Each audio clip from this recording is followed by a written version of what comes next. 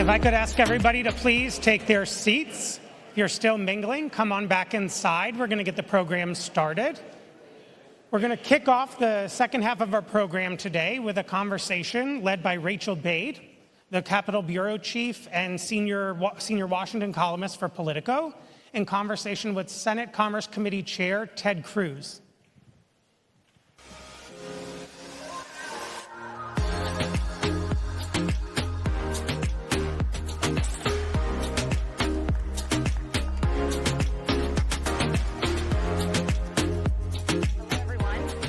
Hear me okay? Everyone hear me okay? They're all rested. They just had a break, so they're all caffeinated and ready to dive in. Guys, I'm happy to welcome Senator Cruz. Caffeinated is good, but if it were an evening event, liquored up is even better.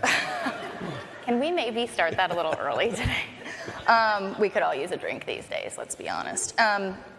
Obviously, no introduction needed here. Senate Commerce Committee Chair at the center of all things AI. So happy to have you here. So let's start first with this new bill that you rolled out. I have a two-part question. So you have this new bill you rolled out last week, creates a legislative framework to try to lighten the load for experimental AI. It would allow AI developers to apply for 2-year waivers up to a decade from federal rules, so hoping that they can sort of grow and not have to worry about these regulations. But two things. One, what are you trying to do with this bill? But secondly, we've heard from some critics, including at Public Citizen, who said this proposal, quote, treats Americans as test subjects. And they were arguing that it's a sob story that AI companies are being, quote, held back by regulation. So first, what are you trying to do with this bill? And what do you say to critics who are concerned about what this means for consumers? Well, let me start by taking it more broadly about what the objective should be, and then talk about how this bill is one part of the solution. The objective, very simply, is to win the race for AI. And I think we're at a moment of transformation. And it's a moment of transformation that I think is very much like where we were in the 1990s with the rise of the Internet. And you think about it, the Internet changed everything about how we live our life. And at the dawn of the Internet, the U.S. government made a series of decisions that were the right decisions. And in particular, I'll do something that might surprise you. I'm going to praise a Democrat president. I'll praise Bill Clinton. Bill Clinton signed an executive order that memorialized a light-touch regulatory approach to the Internet. We also put in a moratorium on taxation on the Internet.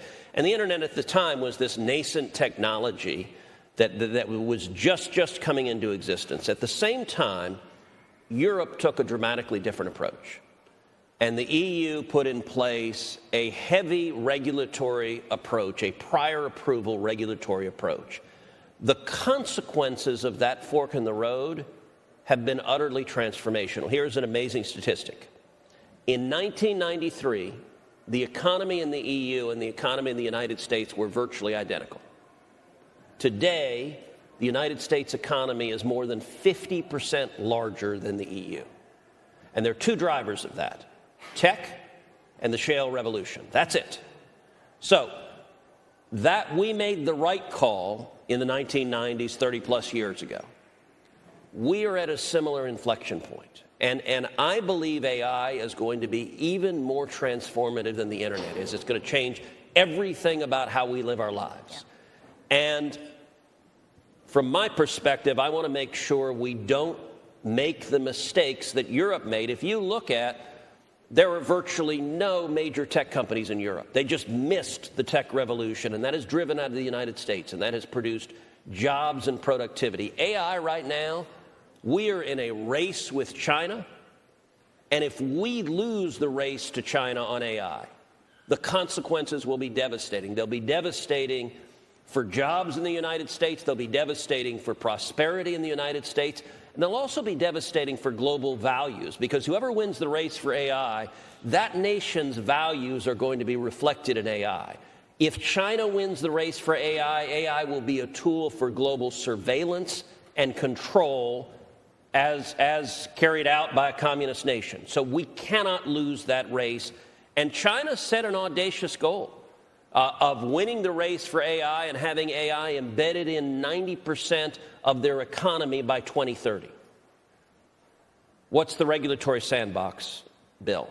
Regulatory sandboxes are an approach that have been employed all over the world. Over 50 nations have used regulatory sandboxes. So this is not some curious idea with no precedent. It's been implemented in many countries.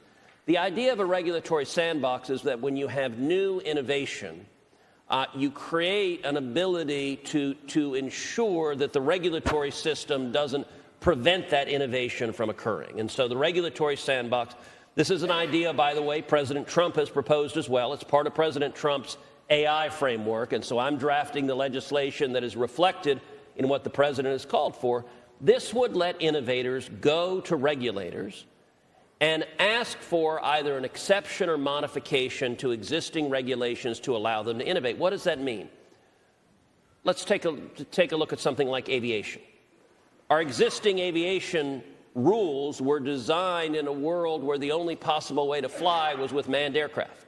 And so nobody was thinking about the possibility of not having a pilot because unmanned drones didn't exist. There's massive innovation that can come from unmanned drones, and so allowing the ability to modify rules to allow that innovation is important. That's what the regulatory sandbox is designed to do. Are there certain rules and regulations that you think these companies definitely shouldn't try to get out of, like when it comes to consumer protections that folks are worried about? Oh, look, of course, and the way this is structured is it's not just willy-nilly abolishing all regulations. It's creating a mechanism for modifying regulations to allow innovation. And the mechanism would be that a company would make an application, and the Office of Science Technology Policy in the federal government would decide that application and could choose to grant either an exemption or a modification from rules. I'll give you another example.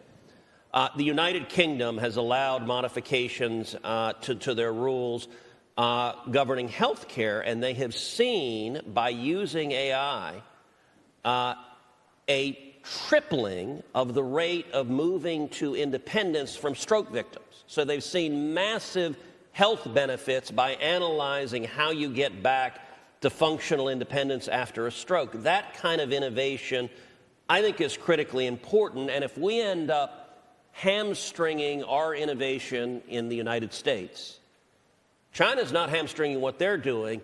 That's a recipe for losing the race, and I think losing the race would be catastrophic. Let's talk about something that's actually not in this bill, I believe, and that is this notion that you previously championed of a 10-year moratorium on state AI laws. That obviously was taken out of the recent mega bill that went through both chambers of Congress.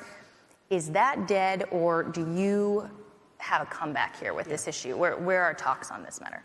Yeah, it's not at all dead, and I will say the One Big Beautiful Bill was a remarkable piece of legislation.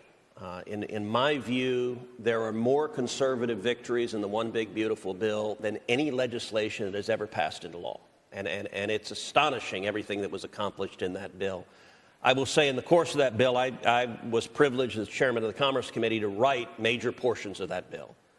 And I got to say, we won virtually every battle. We had about 20 battles, and I think we won 19 of them. So I feel pretty good. Another one you're well aware of was the battle over spectrum.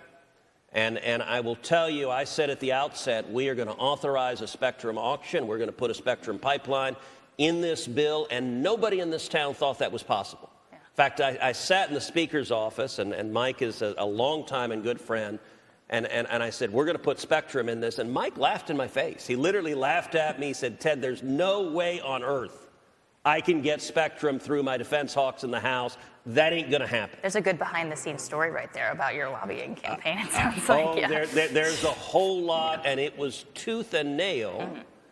And actually, here, I'll make it a little less behind the scenes.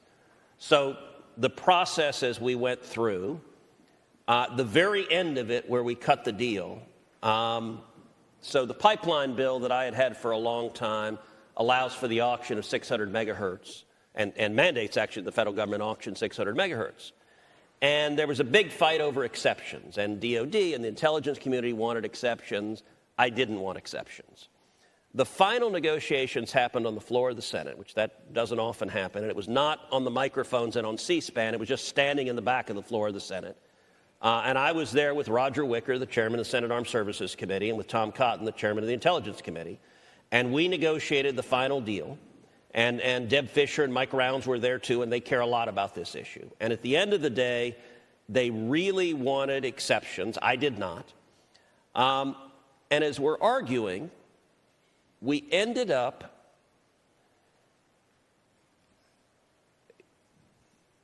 the president had tweeted about this. That always moves things a little and bit. said, we need to pass a pipeline bill in the one big beautiful bill, and it needs to have 600 megahertz, and it needs to have no exceptions. Now, that's not an accident. There had been 4 months of vigorous lobbying at the White House. I had been at the White House over and over and over again trying to get that tweet to come out. And so when my colleagues are saying we need all the exceptions, I had a printed out copy of the tweet. I said, that's very interesting. The President of the United States disagrees with you, so I appreciate your views on the matter. Nevertheless, as Bismarck said about sausage and legislation, there are compromises that are made. So I ended up giving in to some exceptions at the very end, said, all right, fine, we can carve narrower exceptions than you're asking for. But my view on negotiating is never give up something without getting something back. So I said, if I'm going to give you exceptions, instead of 600 megahertz, I want 800 megahertz. And I got to say, we walked out of the deal with 800 megahertz, and everyone went, where the hell did that come from? And the honest answer, I'd like to say I had scientists studying the optimal amount of spectrum to allocate, and it was a careful technical assessment. That ain't true at all. I just made up the number. It really was the Spinal Tap principle. If any of y'all remember the movie Spinal Tap, and their amplifier, instead of going to 10, ours goes to 11.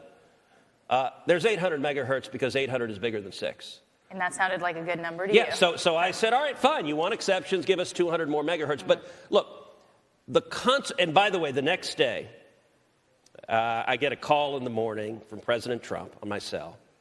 And he's in the Oval, and Scott Bessent and Lutnick are both sitting in the Oval with him. He goes, Ted, this is an amazing deal. How did you get this deal? And Rachael, I said, the only possible answer to that, which is, Mr. President, it's entirely because of you, which I will note happened to have been true. Without that tweet, we don't get the deal. And so that tweet, which I explained to him, that tweet is what gave us the leverage to get the deal. We got that through. So we won in one big, beautiful bill, virtually every battle. The only one we didn't win was this one, the 10-year moratorium. Yeah. And I got to tell you, on the 10-year moratorium, so the House had it in its version of the one big, beautiful bill. But when it came to the Senate, nobody thought we could get it through the Senate parliamentarian. In fact, it was almost accepted wisdom, this is going to die in the birdbath. And miraculously, and I just want to give credit to my team went in, they got very creative, they rewrote it, they litigated it, and we got it through the parliamentarian. So it was in the Senate bill. And what happened at the end of the day is the leading opponent of this was Marsha Blackburn. Right. And I negotiated an agreement with Marsha, and we reached a compromise. She agreed, I agreed. It was in the bill. In fact, she was the author of it. It was Blackburn Cruz. So she wrote the codification of our agreement. And then what ended up happening is that there was criticism from outside players, and Blackburn decided to renege on the deal. So she backed out of the deal, and that ended up tanking the moratorium. And I ended up, look, it was clear when she backed out that we no longer had the votes to cross the threshold of 50. So I withdrew. And said, look, we'll keep talking and we'll work on this, but there's no point in having a vote that we're not going to get to 50 today. Are you still working with her on this issue? You know, she is doing her own thing, but I'm working very closely with the White House. I will point out, when the president rolled out his AI framework, an integral component of it was a moratorium, because look, what sense does it make to have 50 states all issuing different and contradictory regulatory and legal frameworks for AI? AI is by its nature, at a minimum, a national, if not a global technology tool. And we run the risk, and there were people who said, well, what about states' rights? And listen, I am a ferocious believer in federalism and states' rights. A lot of Republicans who said this. But there is a reason the Constitution has an interstate commerce clause. And we have an interstate commerce clause because we want interstate commerce, and it is Congress that should be setting the rules for interstate commerce, and not contradictory rules that would end up making it if we stay in the status quo, the people who win, the biggest winner of the status quo with no moratorium is China. Why? Because we're going to see contradictory regulations. And I would just ask, do you want California and New York, do you want not just states, but do you want Karen Bass and Comrade Mondami setting the rules for AI? Because that's who's going to be regulating, is far left-wing governors and mayors. California is already trying to do so. Colorado has passed a law basically mandating woke AI, that you do audits to make sure the results from AI meet DEI quotas. It's so bad that Colorado's governor, Jared Polis, a Democrat, has said we need federal preemption because these state laws are not workable. And so the current outcome, look, I think this played out at about 3 in the morning. I think a lot of people don't understand this issue, but there's a reason the president and the Trump administration are united in saying we need one clear federal standard, because having contradictory standards from every state and every city ensures failure, and failures should not be an option. And realistically, just very quickly, because I want to get to another couple topics before we run out of time, do you think realistically you could get like a 3-year or a 5-year? Is there some deadline that's coming that you're hoping to attach to? Or like, what do you think is possible for this? There are lots of moving pieces. There are pieces within the administration. There's pieces within Congress. What I would say is we cannot let political dysfunction in the United States hamper our ability to win the race for AI. And I want to be clear also. To say that we want to win the race for AI, to say we want state preemption, for example, like people were using examples of, well, what about child safety and online predators? Well, the moratorium didn't cover any of that. So there was a lot of misinformation where people said, oh, online predators will be empowered by the moratorium. No, the moratorium explicitly was linked to the regulation of AI as AI, not to generically applicable laws. And I want to point out, when it goes to combating bad conduct online, AI is an incredibly powerful tool. Every tool that has ever been invented, there has been bad conduct that has used that tool. And the reason is we have criminals, and criminals will use whatever tools they have to commit crimes. We need to fight them. I would point out that I've authored and passed the only law in modern times going directly after AI and regulating that, and that is the Take It Down Act. Mm-hmm.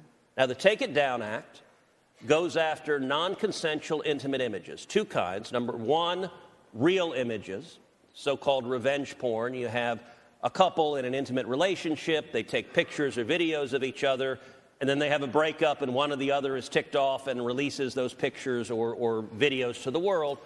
That's a grotesque violation of privacy. Nobody has the right to do that. And then a more modern manifestation of it that comes from AI is the explosion of deep fakes. And we are seeing last year deep fake non-consensual intimate images rose over 3,000%. More than 95% of the victims are women and teenage girls. And so the Take It Down Act does 2 things. Number 1, it makes it a crime, it makes it a felony to post non-consensual intimate images, either real or deep fakes. And that was important because state laws and federal laws had a hole.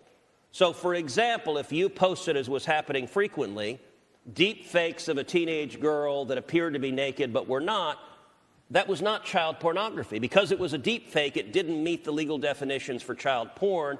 And so the people who were doing this were getting off scot-free.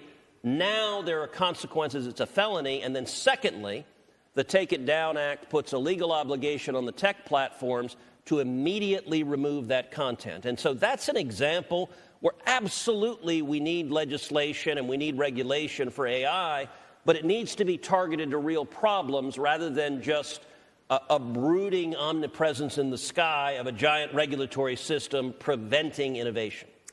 So speaking of bad conduct online, in the wake of Charlie Kirk's assassination, we have seen something that I never thought we'd see in American politics, and that is this notion of some people on the fringes, fringe corners of the internet, even celebrating, mocking the murder of an innocent man who was engaged in civil discourse in this country. In response, we've seen a number of Republicans, including Vice President J.D. Vance, talking about basically naming and shaming some of these people, calling out these ugly comments, highlighting them, trying to get them fired, basically putting pressure on them to say, this is not okay. But then we also heard AG Pam Bondi, Attorney General Pam Bondi, suggesting in Katie Miller's podcast recently that DOJ would look at to potentially prosecute hate speech. Now, you are, constitutional lawyer and wonk. What do you make of this? Where's the line here? Yep. Just start there. Well, look, I think the Attorney General's comments have been misconstrued, and she actually put out a lengthy social media post afterwards clarifying what she was saying. Here's what the legal standard is, and as you know, you and I were talking backstage. I do a podcast every week called Verdict with Ted Cruz, and I do it 3 days a week, Monday, Wednesday, and Friday. By the way, for every reporter in the room, you should be following and listening to the podcast because we try to break news literally every podcast. And we've got millions of listeners. We're also on syndicated radio in over 230 stations. The last podcast, I did a deep dive analyzing this question, so in more length than we've got here. But the basic standards, number one, the First Amendment absolutely protects speech. It absolutely protects hate speech. It protects vile speech. It protects horrible speech. What does that mean? It means you cannot be prosecuted for speech even if it is evil and bigoted and wrong. The Klan can advocate horrible racist ideas and they cannot be prosecuted under the First Amendment. Nazis can advocate horrible and racist ideas and they cannot be prosecuted. However, that does not mean that any individual is immune from the consequences of your speech. The First Amendment doesn't just give you a free pass. And I'll give anyone an illustration. If you don't believe that, you can carry out a simple test. Walk into your boss and say, go screw yourself. And you will discover that there are consequences to speech because you can't be criminally prosecuted for saying that, but your boss can most certainly fire you. Right. And you almost certainly will be fired. Likewise, we have seen in the wake of the Charlie Kirk assassination, and I want to say Charlie was a good friend of mine. I think last week was just a horrific week in this nation's history, and he was assassinated for believing in free speech, for engaging in his views. He was assassinated not because he was spreading lies, but because people were afraid of what he was saying. And I will say the courage he had to go to college campuses and engage with people who disagreed, even if you might disagree with him.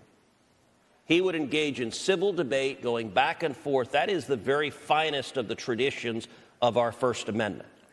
We have seen, as you noted, across the country, people on the left, not everybody, but far too many people celebrating Charlie Kirk's murder. We've seen teachers in high schools and elementary schools posting online, celebrating. We've seen university professors posting.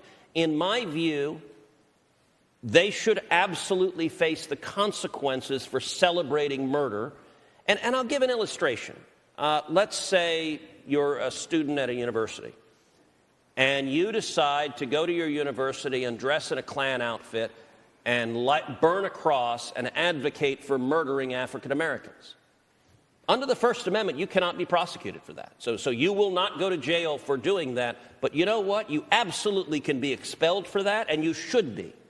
And I think the same is true that the people who are facing, and naming and shaming is a First Amendment consequence. Just like John Stuart Mill said, the best response to bad speech is more speech. And naming and shaming is part of a functioning and vibrant democracy. Yeah. Well, that's all the time we have right now. But I guess one more question sort of related to this. I was going to ask, what is the role in tech companies when it comes to what's going on, this vitriol online right now following this murder? Is there a role? Or maybe it's not? Because I know you've been on the opposite sides of this. I mean, you led the charge criticizing tech companies for censoring and sort of monitoring conservative speech. And that's been a big issue for you. Do you not want to see them do anything on this right now? So look, what I will say is two principles, because some people have been confused. Wait a second, you've been a huge critic of tech when it comes to censorship, and now you're a champion of tech when it comes to AI. And it's real simple. Jobs are good, censorship's bad. So I'm going to fight for us to win the race for jobs because I want Americans to have good jobs and enjoy prosperity. But I'm also going to fight against the abuse of power because censorship is wrong. And I will say big tech censorship, I've long been vocal on this, I think is the greatest threat to free speech in the country because it is invisible and insidious, that they can silence views they disagree. And I think big tech got in bed with big government and silenced views they disagreed. I think big tech is behaving better now with the new administration. I'll confess I had mixed sentiments. We all saw the array of tech CEOs behind President Trump at the inauguration. I had mixed sentiments. And so my view right now towards tech is much like Ronald Reagan's view towards the Soviet Union: trust but verify. If you allow your platforms to be platforms of free speech, great. And I'll say, related to that, the single most important development for free speech in this last generation was Elon Musk's buying Twitter. Because, and it was an extraordinary step, because Twitter is the public square right now. Look, the people who are hatefully celebrating Charlie Kirk's murder, we only know about that because of Twitter. Mm-hmm. If Twitter was still old Twitter, you wouldn't find out about any of it. So they should not do anything on that. I think they should allow free speech. Free country. Now, look, I will say, I was glad when they pulled down the video. The video was horrific. Like I said, Charlie was a friend of mine. I talked to him just a number of weeks ago. I got to say, on my feed, it kept over and over again showing the video of his being shot and blood spurting out of his throat. I was really glad when I could pick up my phone and not see the image of my friend being murdered over and over and over again. I'm like, not pushing that video is fine. What we should not see is censorship designed to silence either side, by the way. To be clear, I'm not calling on tech to censor liberals. I actually think more people should listen to Bernie Sanders and AOC because I think what they say is idiotic. And so I want lots of people to hear it. And I'm happy to counter it on substance. The answer is not silence those you disagree with. The answer is respond with substance. And that's what Charlie did so effectively. And it's one of the reasons I really admired him.